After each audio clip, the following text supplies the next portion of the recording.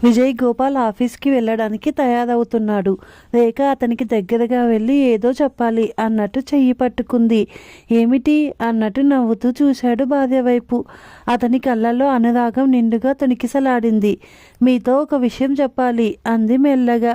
అలా అంటున్నప్పుడు ఆమె చెంపలు సిగ్గుతో ఎర్రగా కుంకుమ అద్దినట్లు అయ్యాయి. ఏమిటి? ఆమె కళ్ళలోకి కొంటెగా చూస్తూ అన్నాడు. రేఖ భర్త తలను 2 చేతులతో పట్టుకొని కాస్త కిందకు వంచి చెవిలో మెల్లగా ఏదో చెప్పింది. చెప్పడం అయిపోగానే తన పని అయిపోయింది అన్నట్టు ముఖం తిప్పుకుంది. అంతే. అతని కనుబొమ్మలు ప్రశ్నార్థకంగా ముదుర్చుకున్నాయి. తల వెంటనే పైకి ఎత్తి మనిషి నిటారుగా అయ్యాడు. అతని ముఖంలో వెంటనే రంగులు మారాయి. ముఖంలో నవ్వు మాయమైంది. టైం అయింది, వస్తాను అంటూ ఆమెకు మరో మాటకు అవకాశం ఇవ్వకుండా ఆఫీస్కి వెళ్ళిపోయాడు. భర్తకి ఆ విషయం ఏమాత్రం ఆనందం కలగనట్టు విని అలా వెళ్ళిపోవడం చాలా బాధ అనిపించింది. అవమానంగా కూడా తోచింది. రేఖాదేవికి కళ్ళు గిర్రన తిరిగాయి. పెళ్లి చేసుకున్న దగ్గర నుండి మనసుకి శాంతి లేకుండా అయ్యింది. ఇంట్లో ఆయన మాటే చెల్లాలి. పట్టి పంతం విడవదు. మొండి మనిషి. తను ఏమైనా అంటే చాలు ఆ మాటల్లో ఇంకేదైనా అర్థం ఉండేమో అని ఉడికిపోతారు. పైకి అలిగి కూర్చుంటారు. అలాంటి ఈయనకు తను అంటే ఇష్టం లేదా? అంటే తను అంటే ప్రాణం. ఒక్క విషయం చూడకపోతే, ఒక్క నిమిషం చూడకపోతే ఉండలేదు. ఆఫీసు నుంచి రాగానే చిరునవ్వుతో ఎదురెళ్ళాలి. అలా వెళ్ళకపోతే ఆ రోజు అంతా దేనికో దానికి చిరాకు పడుతూనే ఉంటారు. ఆ చిరాకు ఎందుకో చెప్పరు. తను గ్రహించుకోవాలి. ఆయన ఏది నోటితో చెప్పరు. ఆయనకు మనస్సులోనే ఏముందో తను తెలుసుకొని మసలాలి. అది ఆయన గారి గడుసుతనం. నిజం చెప్పాలి అంటే ఆయన తనకి ప్రాణంతో సమానం. తనకి విజయ్ గోపాల్కి పెళ్లి కాకముందు ఎలా పరిచయం అయ్యింది అంతా గుర్తు చేసుకోసాగింది. ఆ రోజు సినిమా రమ్మని హైమ కబురు చేసింది. వాళ్ళ ఆయన సుదర్శనం ఎక్కడికో వెళ్ళాడు అని. రేఖ వెళ్దామనే అనుకుంది. అయితే వాళ్ళ ఇంటికి చుట్టాలు ఎవరో రావడంతో సినిమాకు వెళ్ళడం అవ్వక హైమకు ఈ విషయం చెప్పి వద్దామని వాళ్ళ ఇంటికి వెళ్ళింది. హైమ ఇంటికి వెళ్ళి చెప్పింది. ఆమె అంది, మా ఆయన ఎక్కడికో వెళ్దామనుకుంటున్నారు, కానీ ఎవరో ఫ్రెండ్ని భోజనానికి పిలిచారు. నాకు కుదరడం ఆహా సరే అయితే అని చెప్పే వచ్చేద్దాం అనుకుంటే హైమ వెంటనే వెళ్ళనివ్వలేదు. కాసేపు వాళ్ళ ఇంట్లో కూర్చుంది. సుదర్శనం ఆఫీసు నుండి ఇంటికి వచ్చారు. ఒక అతన్ని వెంట పెట్టుకొని వచ్చారు. హైమ అతను వస్తుంటే తెలియకుండా రేఖకి రహస్యంగా చూపిస్తూ, అతని పేరే విజయ్ గోపాల్, మా ఆయనతో పనిచేస్తూ ఉంటాడు, ఇంజనీర్. అతను పెళ్లి చేసుకోలేదు, పెళ్లి చేసుకోడు అట. ఎందుకు చేసుకోడు? ఆశ్చర్యంగా అడిగింది. అతనిది ఒక కథలే. మనసు విరిగిపోయి ఆ నిర్ణయానికి వచ్చాడు. రేఖ మౌనంగా ఉండిపోయింది. సుదర్శనం భార్యను పిలిచి ఫ్రెండ్కు పరిచయం చేశాడు. హైమకి అతని ఎదుట పడి మాట్లాడడం అదే మొదటిసారి. అతను ఎవరింటికి వెళ్ళడు.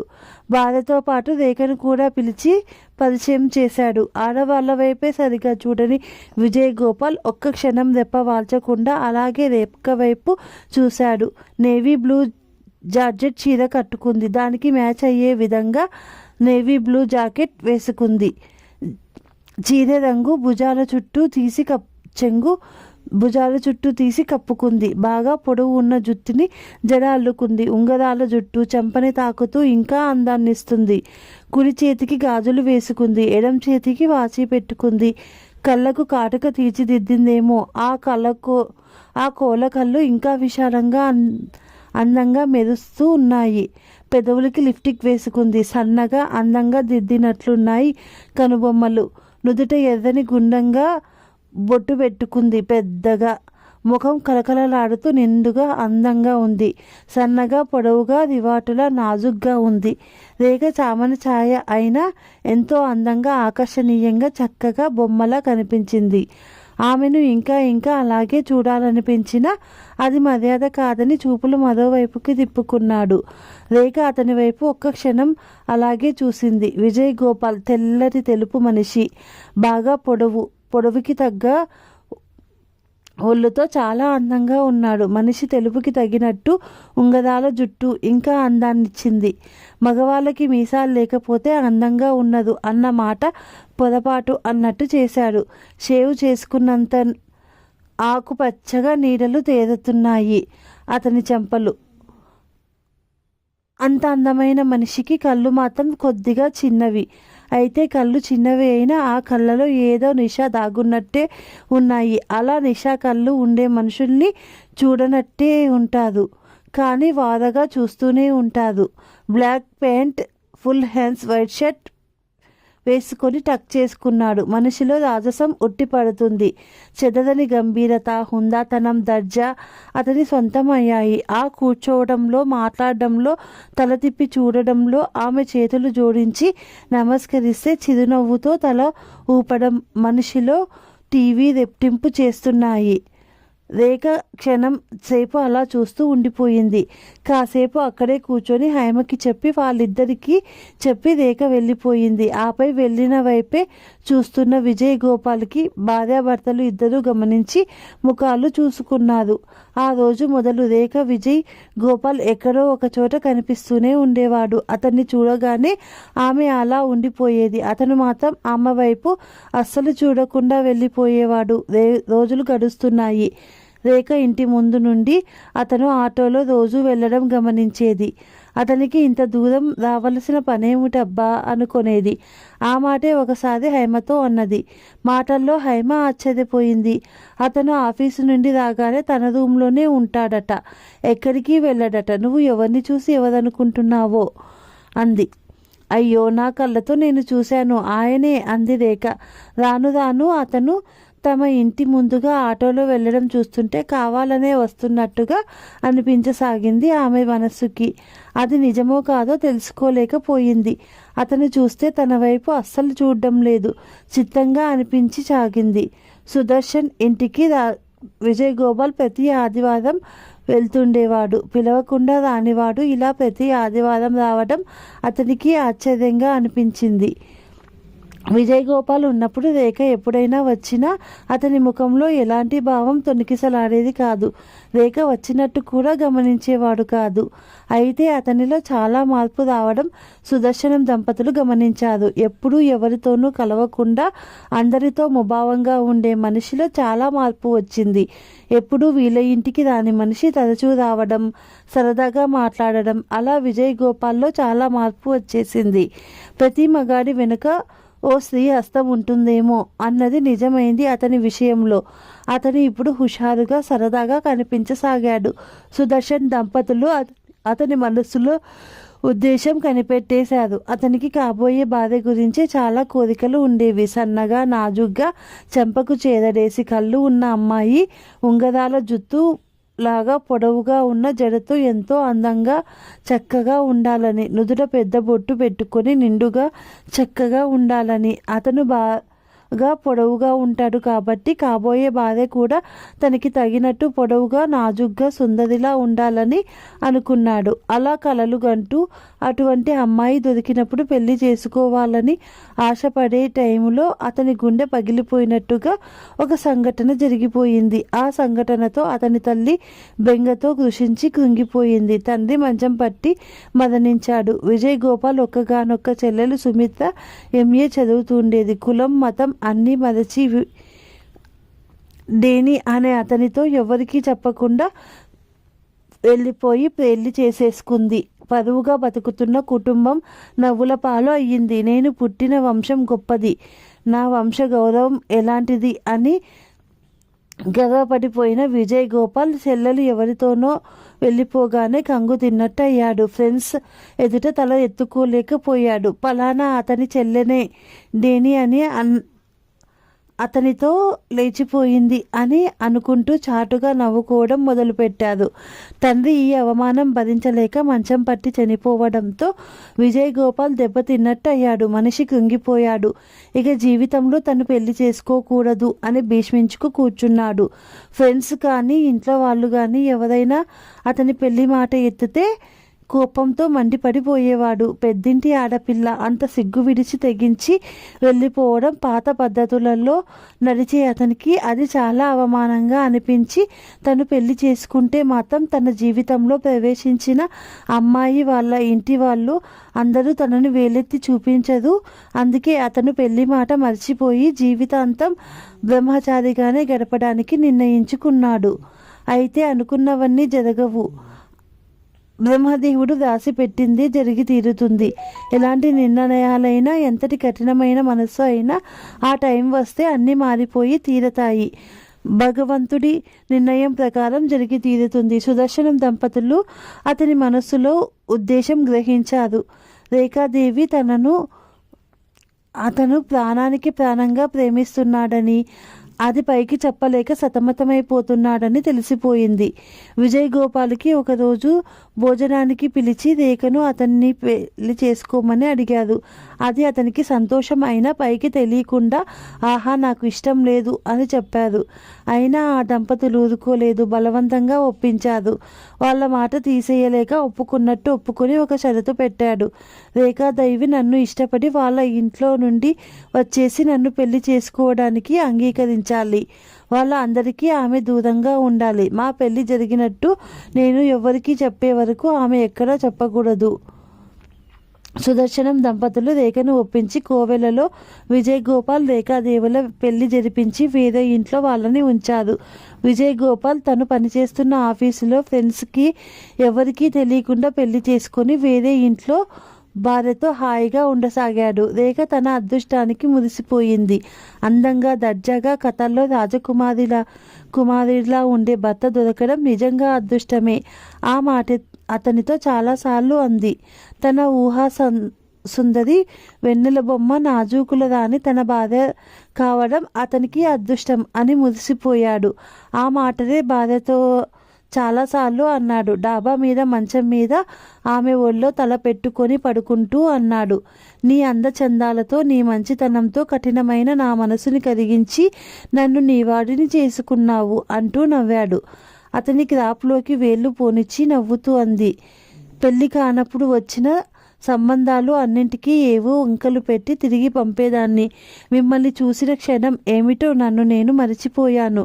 మీరు అందరికంటే చాలా అందమైన వారని, అందంలో ఆకర్షణ, కివి, దర్జా, రాజసం ఉట్టిపడుతుంటే మీలో ఒక ప్రత్యేకత ఉందని, మీ వ్యక్తిత్వం చాలా గొప్పదని, మీకంటే నాలో అందరూ చాలా తక్కువగా అన్న భావం నాలో ఏర్పడిపోయింది. మీరు నన్ను వివాహం చేసుకుంటానని అనగానే నా అదృష్టానికి నేనెంతో పొంగిపోయాను అంటూ అతని తలపై తన తల ఆంచుకుంది మెరుపుగా. విజయ్ గోపాల్ గుండెల్లో నిండుగా పొంగిపోతున్న అనురాగంతో అపురూపంగా ఆమెను దగ్గరకు తీసుకున్నాడు. పెళ్ళి అయ్యాక వాళ్ళు ఎంతో ఆనందంగా, హాయిగా రోజులు గడపసాగారు. అయితే వాళ్ళిద్దరి మధ్య మనస్తత్వాలు ఒకటి కావడంతో వాళ్ళకి అలకలు, కోపాలు, ఉడుకు మెత్తనాలు ఎక్కువైపోయాయి. ఆమె ఎవరి వైపు కన్నెత్తి చూడకూడదు, మాట్లాడకూడదు. అది విజయ్ గోపాల్ భరించలేడు. ఆమె ఎవరి వైపు కన్నెత్తి చూడకూడదు, అతను ఎవరి వైపు కన్నెత్తి చూడకూడదు, అమ్మాయిలతో మాట్లాడకూడదు. అది రేఖాదేవి భరించలేదు. ప్రేమ, అనురాగం ఉన్న చోటే ఈర్ష్యలు, అనుమానం మనిషిలో తలెత్తుతాయి. భార్య అంటే భర్తను గౌరవించాలి, పూజించాలి, అతని మాటలకు ఎదురు చెప్పకూడదు అన్న తత్వం అతనిది. భర్త ఎంత వీరాది వీరుడు అయినా, ఎన్ని రాజ్యాలు జయించి చక్రవర్తి అయినా భార్యకు భర్త ఎప్పుడూ లోకువే. కడవంత గుమ్మడి కత్తిపీటకు లొంగే అన్న సామెత ఉండనే ఉంది. వీధిలో మగవాళ్ళు ఎంత ధైర్యంగా మీసాలు మెలిపెట్టుకు తిరిగినా ఇంటి వద్దకు వచ్చి భార్యను చూడగానే పిల్లి అయిపోవడం సహజం. రేఖ అతనికి తెలియకుండానే ఆమె కొంగుకి ముడేసుకుంది ఎప్పుడో. రేఖ పెళ్లి జరిగిన దగ్గర నుంచి రోజులు గుర్తు తెచ్చుకొని ఆలోచిస్తూ ఉండిపోయింది. పిల్లలు అంటే అతనికి ఇష్టమే, తండ్రి కావాలని సంబరమే. అయితే ఇన్నాళ్ళు పెళ్లి చేసుకోను అని చెప్పిన పెద్ద మనిషి గుట్టు చప్పుడు కాకుండా పెళ్లి చేసుకోవడం, పిల్లల తండ్రి కావడం అందరికీ తెలిసిపోతే ఇంకా నవ్వుకుంటారని అతని భయం. రోజులు నెలలు గడుస్తున్నా ఆమె వద్ద ఆ విషయం అతను ఎత్తలేదు. ఆమె ఆమెకు 7వ మాసం వచ్చింది. అయితే విజయ్ గోపాల్ భార్యకు మందులు, పాలు, పండ్లు శ్రద్ధగా టైంకి ఇవ్వసాగాడు.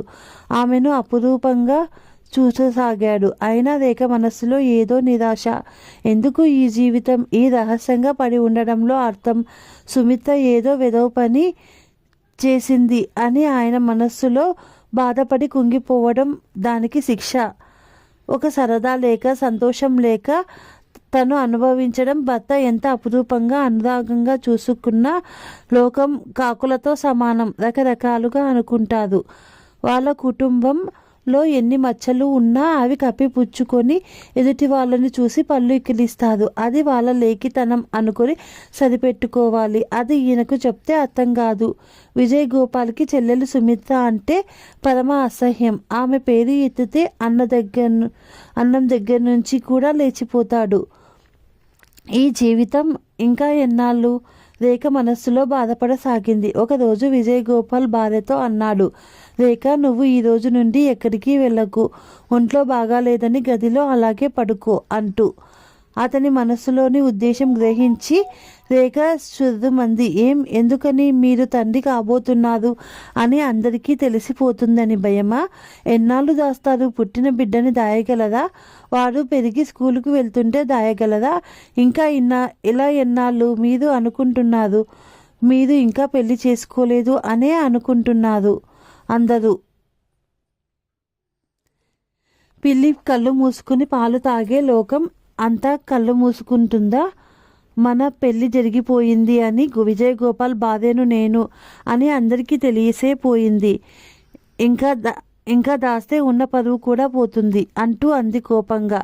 భార్య తనని అంత సూటిగా అడిగేసరికి అతను ఉడికిపోయాడు.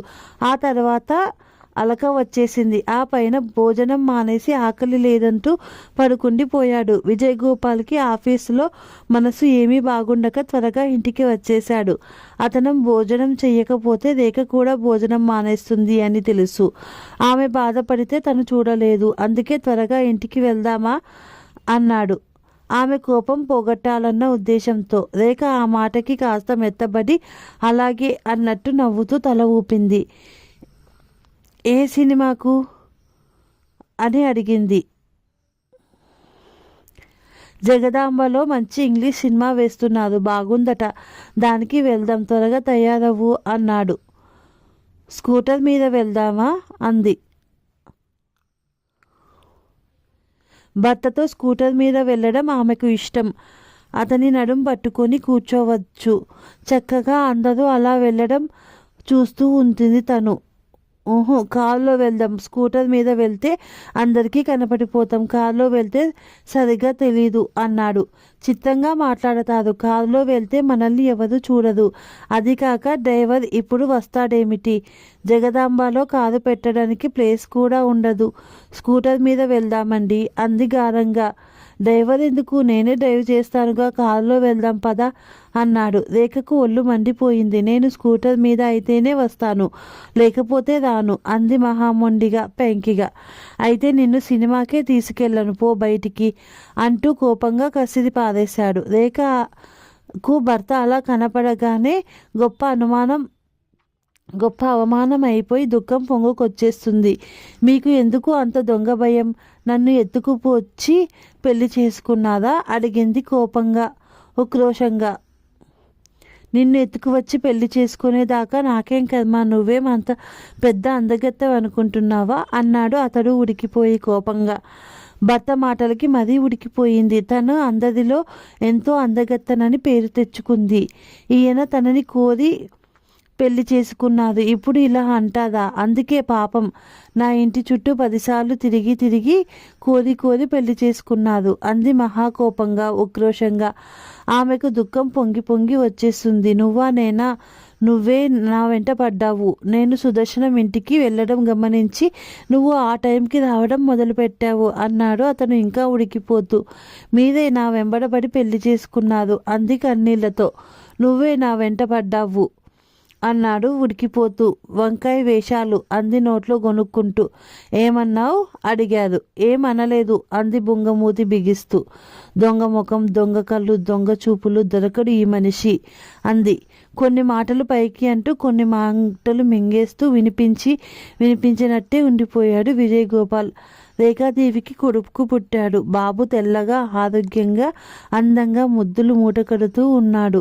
బాబుని చూస్తేనే అతను అన్ని బాధలు మర్చిపోయాడు. పిత్రగర్వంతో పొంగిపోయాడు విజయ్ గోపాల్. తను అనురాగ దాంపత్యానికి తీపి గుర్తుగా పుట్టిన బాబు తన రక్తాన్ని పంచుకు పుట్టాడు. తన ప్రతిరూపం అనుకుంటూ బాబుని అపురూపంగా గుండెలకు అదుముకున్నాడు. బాబు పుట్టడంతో వాళ్ళలో ఉడుకు మొత్తనం, అలకలు, చిలిపి కయ్యాలు మాయమయ్యాయి. ఆ రోజు రాత్రి బాబుని గుండెలకు అదుముకుంటూ భార్యతో అన్నాడు. రేఖ, నువ్వు నా భార్య కావడం నిజంగా నా అదృష్టం.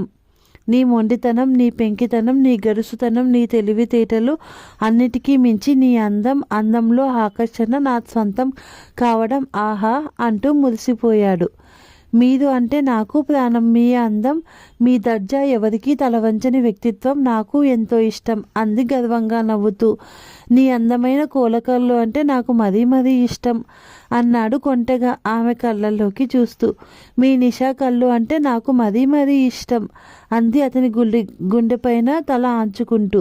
బాబు, నా మాట మర్చిపోయారా అన్నట్టు ఏడవడం మొదలుపెట్టారు. ఇద్దరూ బాబుని అపురూపంగా ఉడుకోబెట్టి బాబుకి ముద్దుల వర్షం కురిపించారు.